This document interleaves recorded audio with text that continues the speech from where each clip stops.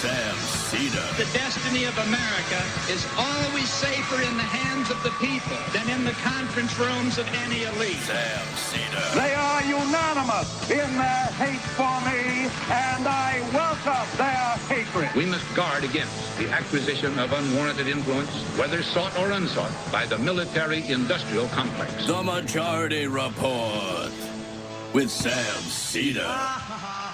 Ever get the feeling you've been cheated?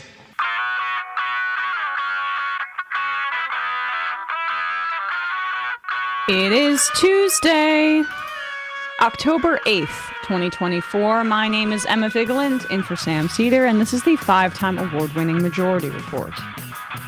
We are broadcasting live steps from the industrially ravaged Gowanus Canal in the heartland of America, downtown Brooklyn, USA.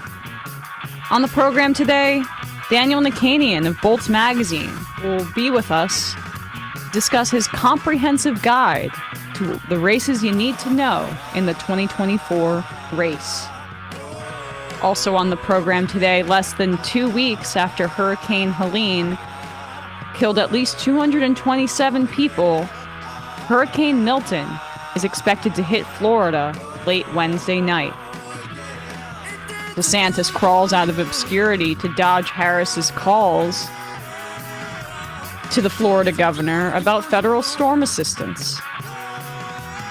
He's also apparently directing Florida's Department of Health to threaten TV stations that air ads in support of the state's abortion ballot measure. Free speech and all that. He's saying basically abortion's a health hazard under his insane Department of Health. Harris unveils a new proposal that would expand Medicare to cover long-term care at home for seniors. Harris leads Trump by 3 in the latest New York Times Siena poll, her first national lead in that survey, which has been more Republican favorable since July. That poll also finds Trump leads by 30 points with white voters without college degrees. But Harris does lead with all college grads and non-white voters without college degrees. A new poll of Michigan likely voters finds that 2 in 3 don't like Trump's tariff plan, and 7 in 10 voters don't buy his crime wave narrative. Should tell that to the press. And not for lack of trying on their part. Honestly. Ohio Republicans distance themselves from J.D. Vance in ads. His own state. Sad. In Gaza, dozens of more Palestinians killed by Israel during strikes overnight, as the U.S. has all but abandoned a ceasefire negotiation process between Israel and Hezbollah. Elon Musk's super PAC is offering $47 bribes, to people who get swing state voters to sign on to his PAC's petition. How is this legal? Georgia's Supreme Court has reinstated the state's extreme 6-week abortion ban. A federal judge has issued an order requiring Google to allow rival app stores on Androids after losing their antitrust suit. And the Supreme Court, in good news, has declined to hear Uber and Lyft's appeals to California's lawsuit on behalf of drivers in a labor dispute. And lastly, Biden issues a new EPA ruling that sets a 10-year deadline for water utilities to replace lead pipes. All this and more on today's Majority Report. Welcome to the show, everybody. It's a Newsday Tuesday. Sam is at the Torts conference. He will be joining us tomorrow, right? That's when he'll be able to be set up. Tomorrow and Thursday. So we will be breaking format just a little bit.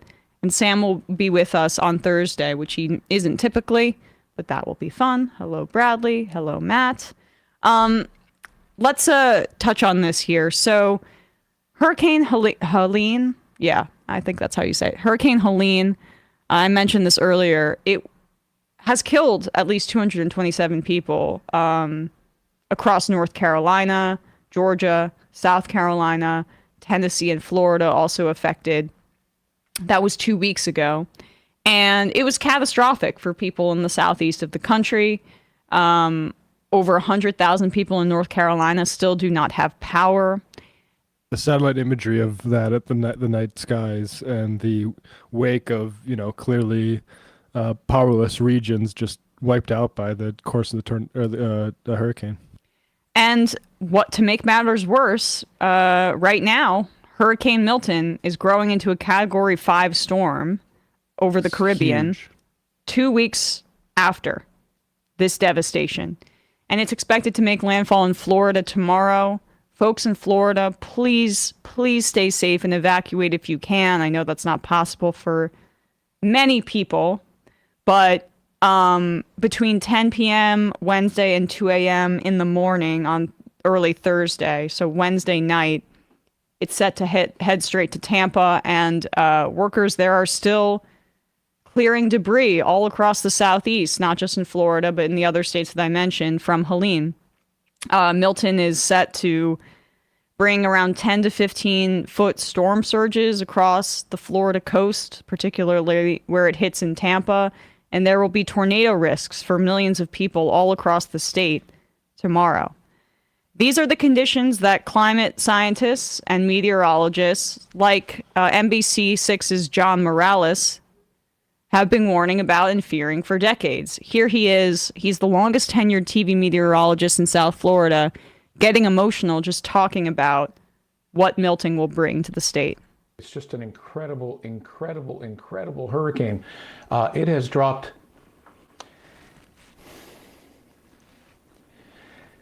50 millibars in 10 hours. I apologize. This is just horrific. Maximum sustained winds are 160 miles per hour, and it is just gaining strength in the Gulf of Mexico, where you can imagine the winds. The seas are just so incredibly hot, record hot, as you might imagine. You know what's driving that. I don't need to tell you. Global warming, climate change, leading to this and becoming an increasing threat for the Yucatan, including Mérida and Progreso and other areas there. Let's see if I can show you the latest. There's the Cat 5 information. Winds 160 miles per hour, moving east-southeast at 9 miles per hour. And on that track, you're going to notice that this system is going to come very close to the Yucatan, and the dirty side of this hurricane, folks, is on the right-hand side of its progress. So therefore, they're going to get the dirty side there. These communities, many of them, as you might imagine, many folks, in that area have just the very basics, nothing else but that. So it's going to be very tough. Now let's transition to Florida, because even though it is expected to weaken on approach, it is so incredibly strong right now that you're going to find it very difficult for it to be nothing less than a major hurricane when it makes landfall in Florida. You can see just the severity of the situation. Let's pull this up as well. This is another meteorologist, Noah Berggren. This is what he writes. This is nothing short of astronomical. I am at a loss for words to meteorologically describe to you the storm's small eye and intensity. 897 MB. I'm not sure what the unit is, but pressure with 180 miles per hour, max sustained winds and gusts of 200 plus miles per hour. This is now the fourth strongest hurricane ever recorded by pressure on this side of the world.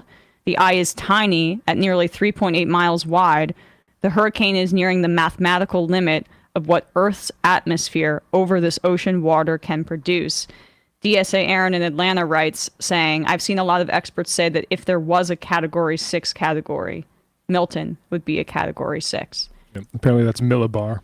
Thank you for that. It's extremely terrifying what we're seeing right now. And I just want to remind people that earlier this year, Ron DeSantis, the governor of Florida, signed into law a deletion of climate change from all Florida policy. Just read the beginning of this just to underscore the insanity. Florida state government will no longer be required to consider climate change when crafting energy policy under legislation signed Wednesday by Governor Ron DeSantis, a Republican. The new law, which passed the Florida state legislature in March and takes effect on July 1st, will also prohibit the construction of offshore wind turbines in state waters and will repeal state grant programs that encourage energy conservation and renewable energy. The legislation also deletes requirements that state agencies use climate-friendly products and purchase fuel-efficient vehicles, and it prevents any municipality from restricting the type of fuel that can be used in an airplane, such as a gas stove, airplane. Gosh, I don't know why I'm misreading this morning. I should probably wear my glasses, but I just never, for vanity is more important in this situation. But, I mean, Brian Grimm pointed this out this morning on Twitter, that Florida's also, it banned consideration of climate change in those areas, but also in its zoning and other regulatory policies, which are going to affect the homes that are going to be damaged by this. There's a reason that many home insurance companies are refusing to even cover homes in Florida. Like, as we hear drill baby drill by Trump, this is what just puts a stone in my stomach. I mean, it makes me feel sick what we're approaching here. And frankly, the Democrats have not done enough. I mean, the infrastructure bill was good, but Biden is still offsetting some of the gains from the clean energy policies of his administration by making us the number one oil producer in the world by many metrics. We've been pumping a lot of oil under his administration. So this is a problem that the Democrats are not meeting in the way that they should. But the prospect of another Trump administration in this regard, God, it terrifies me, because this is just going to get worse. Yeah, I mean, this is the sort of thing that American government should be spending billions and billions toward, and not sort of really sort of bad projects in the Middle East. I also saw a nurse in North Carolina saying something about what we don't need now is sort of alarmism and sort of all this misinformation about like FEMA either killing people or just neglecting people. The real issue is the medium term recovery after this. Well, first, the immediate issue, like for this hurricane now, is to get people to safety. And then afterwards, it's what happens like after the media attention leaves, right? How are we actually helping build these people back up? I mean, these sorts of things, there should be national insurance programs and sort of thing, because clearly the market's not going to fix it in Florida. And this needs to be a deliberate national strategy. And it'd be nice to have, all that money we spend towards, counterinsurgency, and how much money we give the Pentagon every year would be going towards how do we make sure that if this stuff happens, which I think we all agree it's going to happen more and more, are we ready to like help communities repair themselves and also avoid death on the front end? Right. I mean, we have no resiliency that's built into our system in that regard. And that's in part because of Republicans and their belief in markets being able to decide the situation as efficiently as possible. But we see, as Matt just alluded to, with these insurance companies, they feel like the payout is too great for them to cover an entire state in many ways because of how we've constructed our society and how this, one of the most populous states in the country, Florida, is on the front lines of the worst of climate change's effects. That does not mean that the private market can solve this situation. In fact, it's just throwing an entire population to the wolves because we don't have the public option that could mitigate this, or the requirements for these insurance companies, at the very least, to cover these homes. And we talk about and this is a side thought, but the lack of meaning for young men. I'm somebody who toyed with joining the military until I turned saw what the Iraq War was and be like, I'm not going to do that. Imagine being any kind of whatever gender, a national service where you're going to help join a squad, because the Marines and all sorts of different National Guard is deployed out there. What if that's what you're signing up for? I'm not going to sign up to actually go kill people, but it's going to be wherever something happens in this country, that's what we're going to do. We're going to be expert in that. I think, like, where's the vision for something like that? Yeah, I mean, and there hasn't really been enough of a vision of that for my entire lifetime. I remember the victims of Hurricane Katrina standing on top of roofs and begging for the federal government to help them because of this ideology. And this should be a moment where climate skeptics, by the way, reflect on their position. But we're in a situation where our politics are just ill-equipped to deal with this. I mean, after every mass shooting event, we have no meaningful gun control. How many decades has it been since Columbine? And yet we have broad consensus, even more so than on climate change's effects. And all we get out of the Republicans are more guns and more drill, baby, drill. And then for Democrats, it's more just like mitigation as opposed to a bold vision on this front, which... empowering the people who might be small business or business owners in it.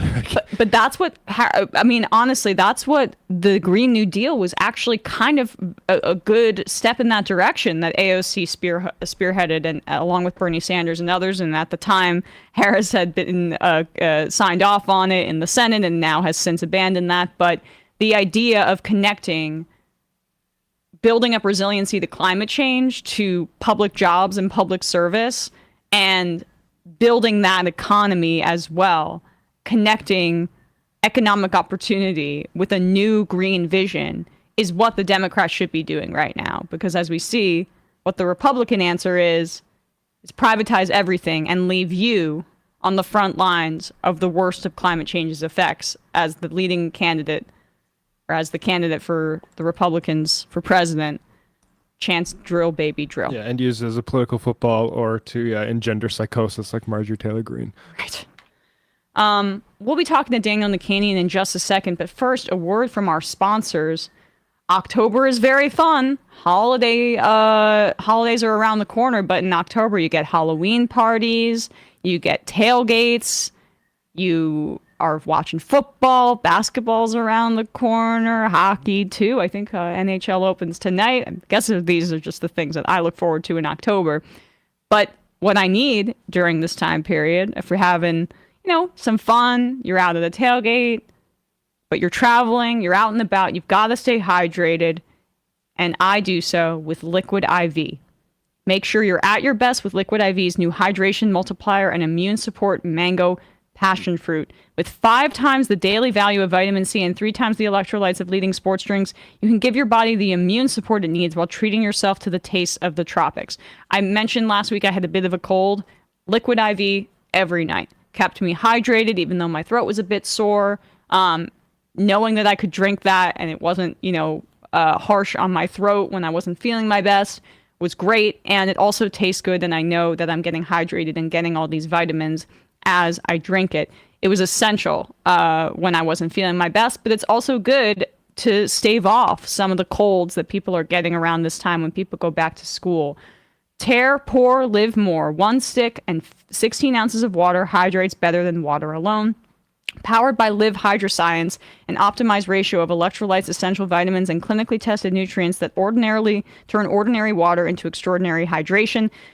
Liquid IV has 3 times the electrolytes of the leading sports drink, 8 essential vitamins and nutrients, always non-GMO, vegan, gluten-free, dairy-free, and soy-free. Hydration multiplier and immune support is scientifically formulated to support a healthy immune system. It has 5 times the daily value of vitamin C in every serving to give your body the support it needs. The mango passion fruit flavor immerses you in tropical flavors of ripe, sun-kissed mango, combined with the luscious, tangy notes of exotic passion fruit. It provides all-in-one hydration and immune support every day for wellness, vitality, and rehydration. Support everyday wellness with Liquid IV. Go get 20% off your first order of Liquid IV when you go to liquidiv.com. Use code MajorityRep at checkout. That's 20% off your first order when you shop Better Hydration today using promo code MajorityRep at liquidiv.com. That's 20% off your first order at liquidiv.com using code MajorityRep. And lastly, did you know that those detergent pods that you get at the store are wrapped in plastic? And then when you put them through your dishwasher, that plastic gets all over the dishes. It films around your dishes. Isn't that gross? And then it ends up in your oceans, rivers, and in the soil. But Blue Land is here to save the day. It's on a mission to eliminate single-use plastic by reinventing cleaning essentials to be better for you and the planet with the same powerful clean that you are used to. Blue Land uses no single-use plastic in any component, from bottles, tablets, and wrappers to shipping. Their tablet packaging is fully compostable. It comes in this like cute little blue tin, which you can use in for different things. I mean, I don't know. I use it for the detergent, but once I'm done, I kind of want to use it to store little items. It's very cute. The Blue Land products are effective and affordable. Their dishwasher tablets are proven to perform on baked on, burnt on stains. No rinse aid is needed. You can get even more savings by buying refills in bulk or setting up a subscription. Their subscriptions are customizable and convenient, so you never run out of your most used products. Blue Land is trusted in over 1 million homes, including mine, including in this office where we have Blue Land soap over there. We have the detergent. Sam has just basically our soap dispensers and refills them with Blue Land, so we don't have to get all this extra plastic and throw it out in the office. Blue Land has a special offer for listeners right now. Get 15% off your first order by going to blueland.com/majority. You won't want to miss this. Blueland.com/majority for 15% off. That's blueland.com/majority to get 50% off, or 15% off. I said 15, right? 15% off. But I mean, still a good deal. All right, folks, quick break, and when we come back, we'll be joined by Daniel Nichanian.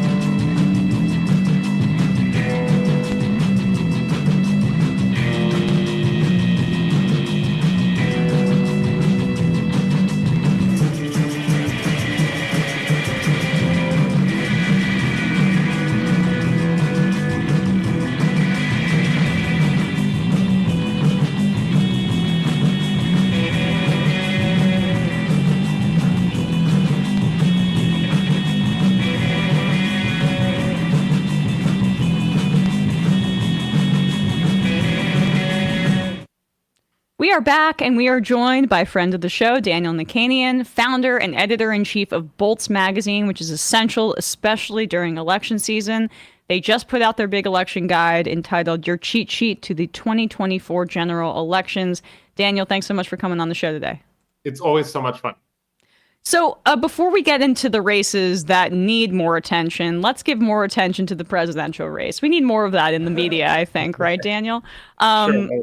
This morning, Times Siena finally broke. They caved. Harris is up 3 points in their latest poll. They've been more friendly to Republicans in their past polls, or at least more, conservative about her surge. What do you make of what you saw this morning in some of the polling for Harris? Because also another Michigan Detroit News poll came out, which I found really fascinating, but we can get to that later. Yeah, there have been some good polls for Democrats over the past few days. They're just the two polls you mentioned, the national poll by the New York Times, where Harris is up 49-46, I believe, nationally. Mm-hmm. The Michigan poll, Harris is up 3 in a poll, kind of like the national New York Times, where the trend line had been favorable to Trump up until now. There actually also were a lot of House polls yesterday in California, in New Mexico, that showed Democrats up by more than they won in 2022. So those were also interesting. We don't often see a lot of House polls. But the most interesting poll this morning, maybe, Emma, was the New York Times' poll of Florida specifically. Yeah. It showed Trump up by 13 points over Harris in Florida. So that can look like bad news for Harris, but the case that the New York Times was making in its article, which is convincing, is that there's reason to believe that Trump is up by a lot more in Florida than in 2020, because we saw the results of the 2022 midterms. And in terms of, if you think about the national vote versus the electoral vote, if Trump is gaining a lot in some states that he's already favored in, that actually is good news for Harris in terms of what that might mean about her nationally. There was a huge gap in 2020 between the national vote and the state electoral college, since Joe Biden won by 4 points nationally, but 4.5, but won by a lot smaller in the swing states. And if it's correct that there's this huge shift in Florida, we've seen similar things in New York, another safe state for Harris. Yes. That would actually make a difference at the national level. Yeah, this is a theory that I've been kind of pushing for a while. It seems like there's pollsters seem to agree that Kathy Hochul's -20 favorability in New York and Eric Adams's 27% approval rating is hurting Democrats in terms of Harris's national polling lead, as opposed to what we've seen in the swing states, the blue wall states of Wisconsin, Michigan, and Pennsylvania. Those have been pretty steady. She has a slight edge in the aggregate and in most polls. But what do you make of how Democrats are affected by some of the worst leadership we could possibly imagine in the state here in New York, including Jay Jacobs, who has decided to implement a statewide Long Island strategy, which basically means becoming light Republicans. And that has not paid off at all in terms of Democrats. Like the Republican Party is doing well in New York State right now. Well, maybe taking a step to looking at the whole country for a second, there's this debate about whether 2024 is more going to be a repeat of 2022 or repeat of 2020. And part of what that means is that in 2022, Democrats obviously did very well a lot of places, including most of the swing states that in the presidential race right now.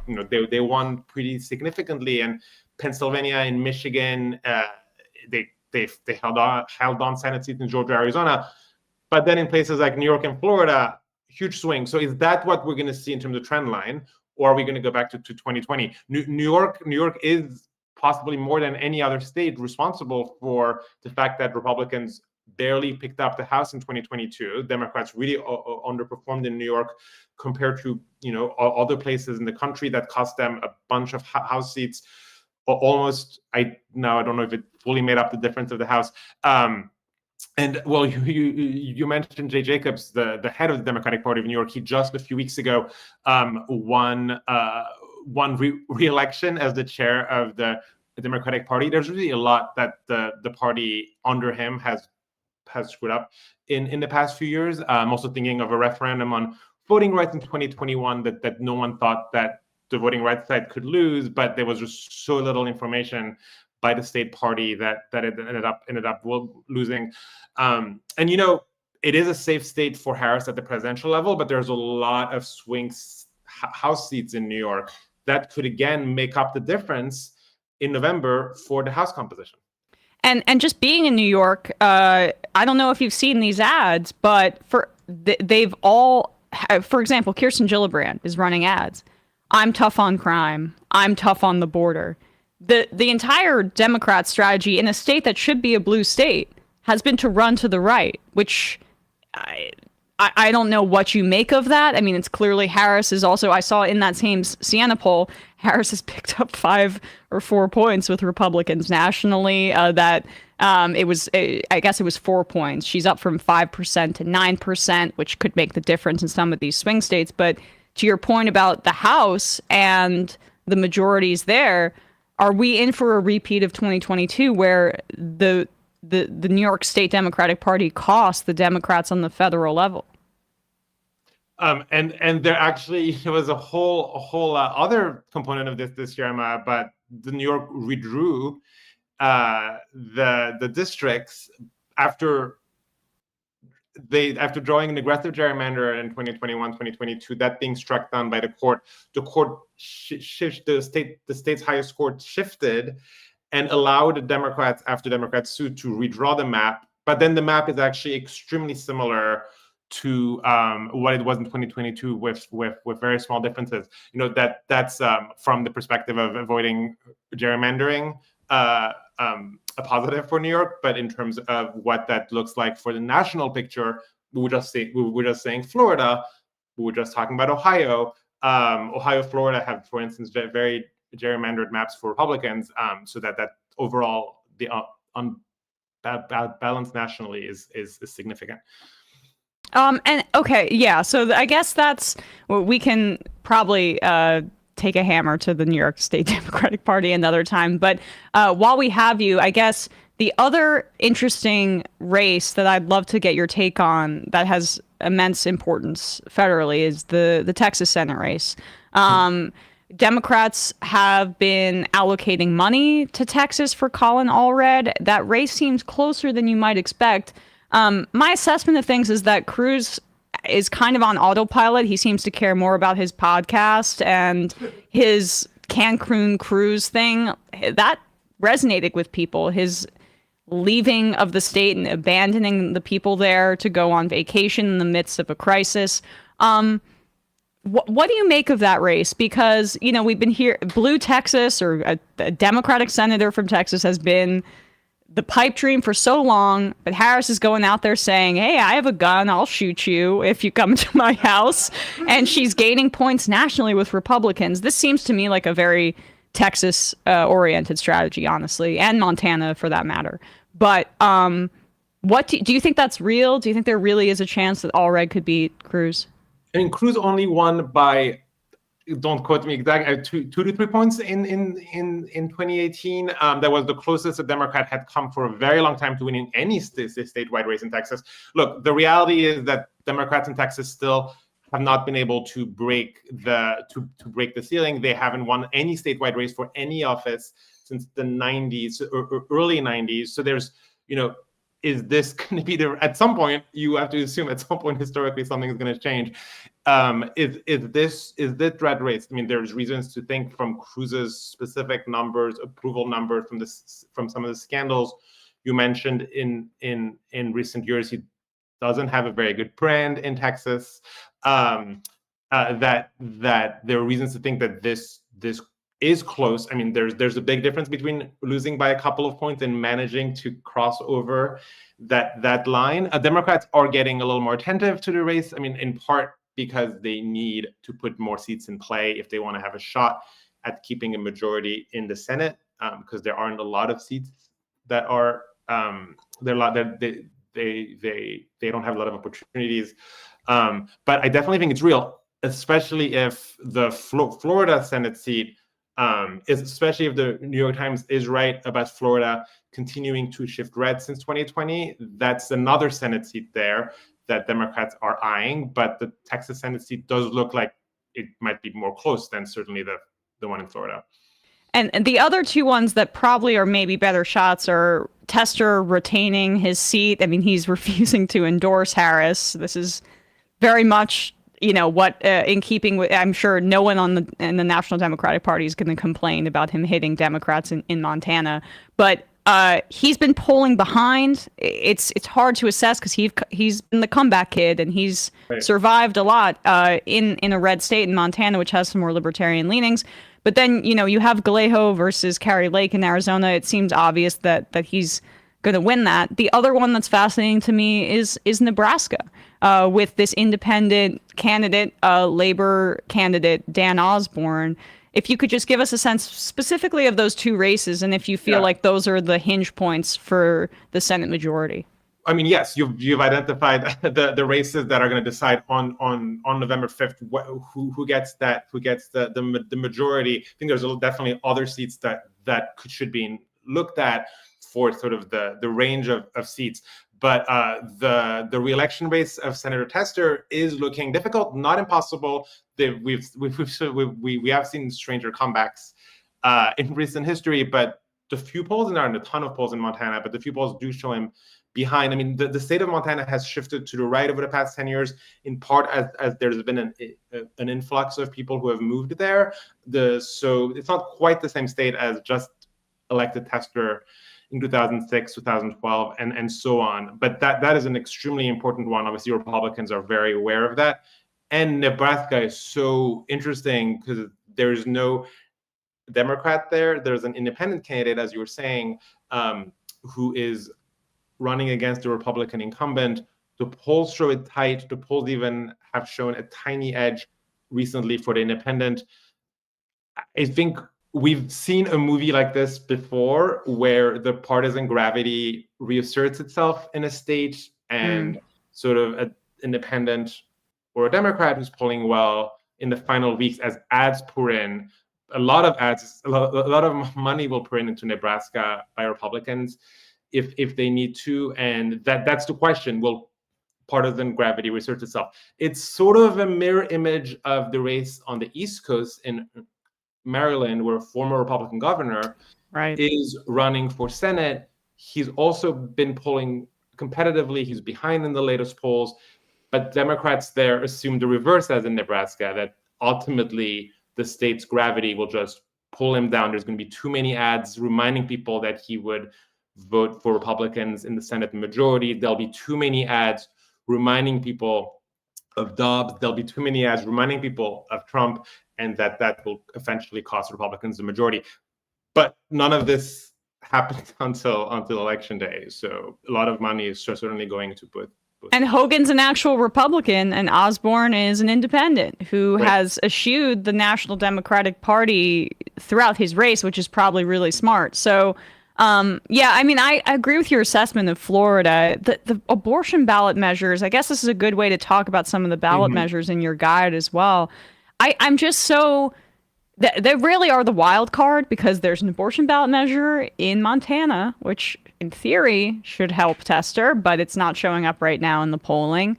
There's an abortion ballot measure as well as a cannabis measure in Florida, but the 60% threshold is probably limits, of course, the ceiling for some Democrats. To get it passed in Florida, it needs to get at least 60% of the vote. But what are some of the other places where abortion ballot measures are really key, and also as a secondary question, could affect the federal elections?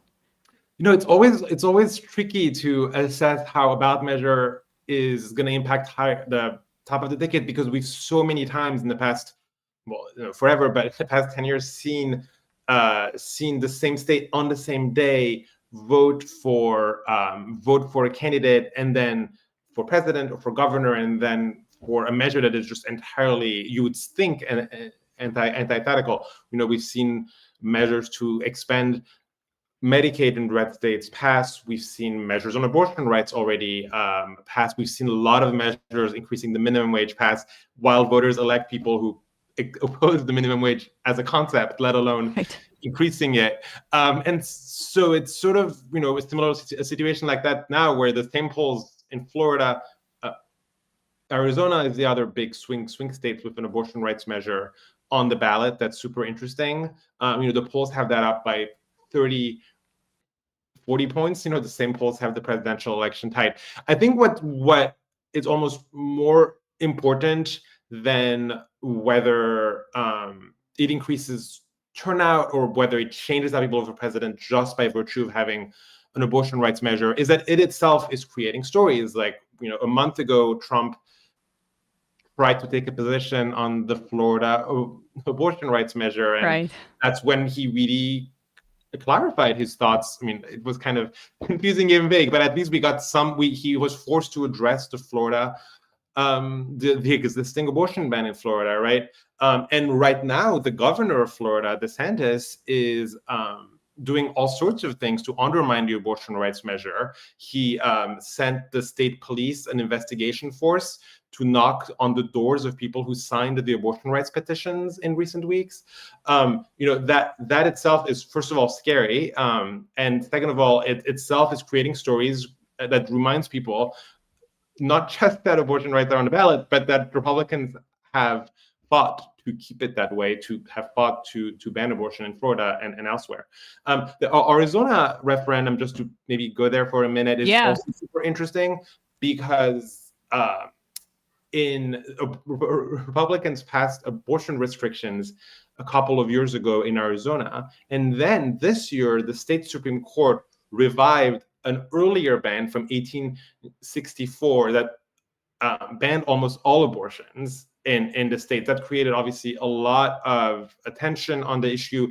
And a couple of Republicans crossed over with Democrats to repeal the 1864 ban. Now, they left in place the 2022 restrictions, which also significantly impair access to abortion in Arizona, and so the abortion rights measure there is very important and only needs 50% of the vote to pass. So that's maybe one of the most important on the ballot this year. And the other measures that you think people should know about, what are some of the key ballot referendums that aren't getting a ton of attention? The abortion ones obviously are getting a lot. Yeah, I mean, first of all, there's a ton. So I invite people to check out boltsmag.org and check out our cheat sheet. There's link below to the cheat sheet for everybody that needs it. There's about 120, 130 measures around the country to look at, and it really depends on what people are interested in. Obviously, the themes are there's a measure on everything somewhere in the country. And the things people maybe should know about from a national perspective. The first thing that comes to mind is there's a measure in Ohio to create an independent redistricting commission and require Republicans, or require the state to redraw the state, to redraw the map in the next couple of years. That would make a huge difference because Ohio is very gerrymandered right now. There was a legal court back and forth between the state Supreme Court and Republicans a few years ago that resulted in a standoff that Republicans just sort of ignored the state Supreme Court. But having a reform on in the state constitution would make a huge difference there. There's a lot of measures that would increase the minimum wage. There's measures to create paid sick leave for employees. There's measures at the local level, at the county municipal level, to increase funding for transit, bus lanes, to create funds for affordable housing. There's a measure in California that would overturn Prop 8 from the famous Prop 8 from almost 20 years ago. Yeah. And gay marriage. Obviously, gay marriage is now legal in California, but the text in the state constitution, there is still a ban on same-sex marriage. So this would repeal it. And the last one I'll throw here is California is also voting on a measure to ban forced labor in state prisons. California, as many other states, still allows a form of slavery in prisons for people who are incarcerated in its state constitution. And there's been efforts to repeal that. California is actually quite precise, the ballot measure, in not just removing that language, but also taking action against forced labor, which, if people in prison, it's not just that they're not paid or paid very, very, very extraordinarily low amounts, they're also punished if they do not want to take a specific assignment sometimes. So that also is an important measure. But again, people should check out, there must be something you're interested in. I think, one, it's interesting and crazy. California's sometimes prisoners are forced to fight wildfires in that state. So that's a part of it. But also, I think California does have a ballot measure, if I'm not mistaken, that would tax Uber and Lyft to fund public transportation in the state, which is pretty sorely needed. That's another one, if I'm not misremembering. Blanking on whether on what that one is. But okay. There's Prop L. It's in San Francisco. It's in San Francisco. Oh, just in San Francisco. Gotcha. San Francisco. There's also a ballot measure in Massachusetts, I think, that would allow Uber and Lyft drivers to organize to form a union. So that's also interesting in terms of how states are grappling with, obviously, the changes in Uber and Lyft and what that means for their systems. And so the House races, your assessment of what the most important ones that could determine the House majority, like if you were to give people a few races to watch out for, how would you kind of rank them, I guess? Yeah, I mean, there's maybe too many to flag here, but the frontline races are races where the Democrats are in seats that Trump won, or Republicans in seats that were carried by Joe Biden. New York and California are both places that have a lot of Republicans sitting in seats that Joe Biden won in 2020. So I mean, that's really, and in some other places around the country, that's really step number one for Democrats to gain a few seats, is to see what they can do in New York and California. Again, two states that are not competitive at the presidential level. Probably a lot of people in those states are wondering what they can do. At least in California, Dan, sorry to cut you off, but there's at least a Senate race that has a Democrat versus a Republican that may mitigate that, as opposed to New York, where, I mean, you have Gillibrand, but it's less. I think New York is the bigger issue based on history and based on. Absolutely. And also based on what happened in 2022 and what the polls are indicating now. It's unclear whether New York is going to be the place where Democrats can make up the difference. Inversely, there's seats that Democrats gained a couple of years ago where they want to keep, but it's just always going to be tricky. Immediately comes to mind the Alaska House race, the at-large race that Democrats gained in 2022, and the state is probably going to go for Trump, and so there's a Democratic incumbent there who is trying to keep her seat. Super interesting is that she won in 2022 in the very first use of ranked choice election for a congressional race in Alaska, and Republicans that specific race made Republicans in Alaska and frankly everywhere else become a lot more hostile to ranked choice voting. And there's a referendum in Alaska this year, to connect back to our earlier conversation, that would end the use of ranked choice voting in Alaska. Republicans are trying to end that. And so again, this year's elections are going to again use ranked choice voting, but there's also a measure to end it in the future. That's important for Alaska, but also if you're interested in experimentation around how people vote, around how different election methods can impact things, that's a big one. The fact that Alaska could potentially lose that system. How about the state governments and what people should look out for? I think North Carolina is getting a lot of national attention because of what Mark Robinson has done to the Republicans' prospects. They're worried about no longer having a supermajority and again having a Democratic governor. Outside of that, I mean, I guess you can add to what you think is happening in North Carolina. What are some of the state governmental races that we need to be watching out for? I think state governments are always some of the most interesting things to watch in the run-up to an election and on election night. They do a ton. Obviously, a lot of the biggest changes in policy in the past few years has probably happened at the state level, and some of it in the past couple of years alone because Democrats had a very good night in 2022, much better than expected, and they flipped control of Michigan and Minnesota in particular by gaining chambers in both of the states. No, that's pretty much what's at stake this time. Democrats want to keep their new control of state government in Michigan. They want to keep that control in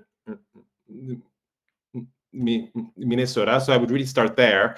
Michigan and Minnesota as like very important places to watch on election night. Are Democrats going to be able to keep their very small majorities in both states?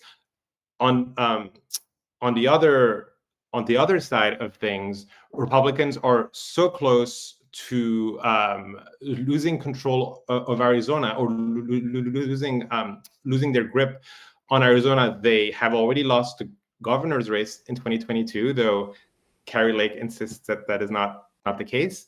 And they have a 2-seat majority in each of the state house and the state senate. If Democrats gain just a couple of seats in each, it'd be the first time they run Arizona in 50 years. 60 years. Just the amount of measures, bills that opens the floodgate to when a party that hasn't been in control. In Michigan, I think it was 20 years or 30 years. In this case, it'd be 60 years. So that'd be one of the biggest headlines, I think, on election night if that were to take place. And to address the state you mentioned of North Carolina, the governor's race is so important. Obviously, I'm sure everyone who's listening to this has heard of the scandals against the Republican nominee in North Carolina. But under that, what's actually extraordinarily important, arguably more important, is the races for state house and state senate. Republicans have veto-proof majorities in each right now, in part because that Democrats switched parties early Right. 2023, joined Republicans, gave them that tiny majority, and that's how they've done things like pass abortion restrictions. They did it so immediately. They gained the zero margin veto-proof majority, and they immediately passed abortion restrictions. That specific Democrat turned Republican was in a blue seat, and Republicans actually redrew the map to give her a better seat, but it's still very competitive. I mean, like symbolically, that specific race might be the most symbolically interesting race of election night, I think. Well, it's fascinating because, I mean, the three states we've been talking about here, North Carolina, Arizona, and then I'm going to throw Georgia in there, although it looks like Trump will likely win Georgia. Prior to that, these are all three states that were affected by Trump's election denialism. I mean, Arizona was at the front lines of the fake electors scheme and the attacks on the election board. Georgia in 2020, that was, I think you could say, a big part of why Warnock and Ossoff were able... Oh, we just lost Daniel? Or there's a screensaver? Yeah, I'm not sure. Let me let's cut to it. Let me refresh Daniel. We can still hear you, though. Yes. It's not going out on... there's a problem with OBS. So okay, we'll be right back. Second. 1 sec.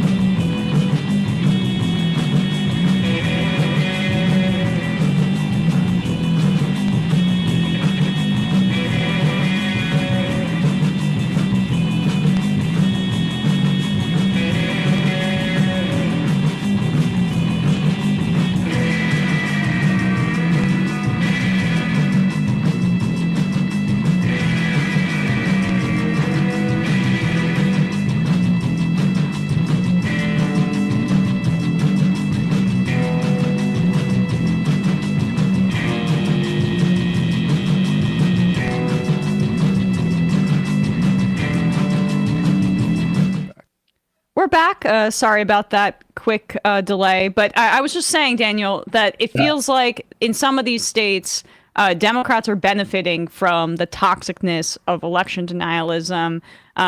We've talked about this within the context of the presidential race, with over 60% of independents thinking that Biden won the 2020 election. Like, I just think that Democrats, without offering, a ton or being, I guess, more progressive in the way that I would like, but they've effectively been able to use this election denialism to carve into some of the Republicans' gains in those three states, both with the governor's race in Arizona, those Senate seats in Georgia, and then in North Carolina, it looks like Democrats are going to have, hopefully, some success there with Mark Robinson being a total psychopath. Yeah, I mean, listen, I think I don't have a good answer to the question of the gap between Trump and everyone else on that. I wish I had something smart to say, but there is no doubt from 2022, the results, does not polls, the results, that election deniers, people who ran on election denierism, there were so many in 2022. They wanted to take over election offices in every swing state. 2024 could have looked so different. There were election deniers whose entire purpose was to overturn election results that Trump lost, who were running in Arizona, in Michigan, in Pennsylvania, in Nevada, and they all of these in swing states lost by more than other people on the ballot. So there's no question that does matter for voters, that did matter in 2022, that's making a huge difference in 2024. But obviously, Trump is the person who has inspired all that, and he's polling a lot better than Carrie Lake. He's polling a lot better than all of these other candidates whose entire reason to be on the ballot is that they were inspired by the specifically Trumpian conspiracies around elections. And that's something I don't have a great explanation for. But you're right that it's making a huge difference, I think, at the state level and at the local level. It's just got to be Trump's cult of personality. Like Trump's ideas and what he says is not necessarily popular, but people like that he's kind of a strong man. He's entertaining on TV. He can be funny by accident, but all of the people down from that are now are underperforming. And we have a funny IM here from El Conipcion. Carrie Lake is about to be senator and governor. That's crazy. I know. Well, I mean, if she loses, it's unlikely she would concede. I mean, even if it's by more than she did in 2022. But I think what's concerning, Emma, is that it only takes a couple of people winning here and there for future elections to get in trouble. What we're seeing right now in Georgia is a state board that wasn't elected just changing the rules of elections literally at the last second, and we're going to have to watch very closely in November. Right now on the ballot, there's at the county level, there's election deniers in Arizona and Florida come to mind as the big hotspots next month, especially in Arizona because that's like the swing county of the nation. There's election deniers trying to take over election systems at the county level. And those get less attention than the statewide election deniers in 2022. People don't have the same level of capacity to pay attention to everything. And it's unclear whether at the county level that same skepticism by voters towards election deniers will play out. So those are super interesting and important because, again, it doesn't take that much for something to go awry in everything that is supposed to go smoothly. So I would really encourage people to take a look at our cheat sheet and other reporting to see where election deniers are running right now. And the Bolt's guide, a cheat sheet, is perfect for that. Lastly, before we let you go, Daniel, just other state races, attorneys general, election administrators, courts, justices. What's the top lines, headlines that you want people to get out there? There's so much. I think there's so much, and basically the takeaway is wherever you are, our cheat sheet has a non-federal race, a local or state race in every single state, because I think it's important. There's something happening in every state that will impact local politics, local policy. So people should check out what's on their ballot in their state, and what they care about, and find something. It's not because you're in a super red or super blue state that there aren't super interesting stuff. Just to finish maybe on state courts, because I think those are really underappreciated as such important places. There's efforts by progressives to oust several justices in Arizona, for instance, who voted to revive that abortion ban I was talking about earlier. There's the majority on the court, Democrat or Republican, is in play in Ohio. It's in play in Michigan. Those are all very important, whether you care about criminal justice, policing, voting rights, abortion. Those are institutions that matter. And I'll end on this. There's a referendum in Arizona right now that Republicans put on a ballot a few months ago that would end judge elections going forward and cancel the elections that are happening right now on the same day. So it's a referendum to cancel state elections happening, judge elections happening on the same day. The spouse of one of the justices who voted for the abortion ban and is now on a ballot, the spouse is in the state Senate. She's a Republican senator, and she also voted to advance the measure that would cancel the election of her own husband this fall. And there's a lot of other stuff surrounding it that is particularly odd. Just as one example of just sort of state level drama, state level organizing that is happening around these courts. So I think everyone should really know what's going on there. Absolutely. You can check out the guide in the link below. boltsmag.org is where you can find it. It's called Your Cheat Sheet to the 2024 General Elections. Daniel, thanks so much for coming on the show today. Really appreciate it. Oh, it's always fun. Thank you for having me. For sure. All right, guys. With that, we're going to wrap up the first hour of this program, and then we're going to head into the fun half, where we will take your calls and read your IMs. We will take calls today. The number is 646-257-3920. Matt, what's happening on Left Reckoning? Yeah, the boys from Soberania, a podcast, going to talk about Mexico again tonight, 7 o'clock Eastern Time on Left Reckoning. And check out, I did a discussion with two folks from Montana talking about organizing tenants. There's this idea that you could just move to places in America where they have cheaper housing if you want to get around that, and there are no places like that anymore. Right. I mean, maybe North Dakota's still a little bit like that, but it's not really. That's what's just like incredible with the stupid JD Vance pitch at the debate, where he was saying that we should open up our federal lands for housing. That's his plan to make housing more affordable. First of all, there's a lot of land. That's not the problem. It's a funny way of saying that too. Like, we should privatize public lands. Yes. Is what they're saying, right? As opposed to all the public land that's already held just for rent profits. Right. Exactly. On ESPN yesterday, Bradley and I talked about Week 5 in the NFL. We went over every game.